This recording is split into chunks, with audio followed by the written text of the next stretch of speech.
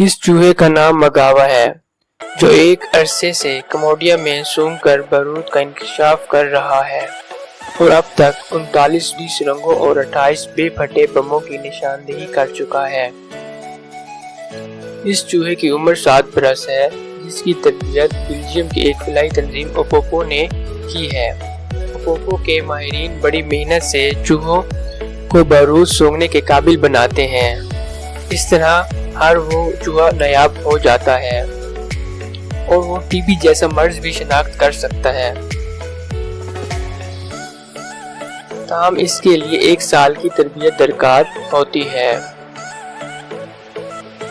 ये चूहा तंजानिया में पैदा हुआ और वहीं तरबियत हासिल की। ताहम इसका वजन 100 किलोग्राम है और इस वजह से ये बारूदी सुरंगों पर बैठ भी जाए तो वो सरगर्म होकर फटती नहीं है। इन्हें मुख्तलिफ बारूद सुंघा कर तरबियत की जाती है।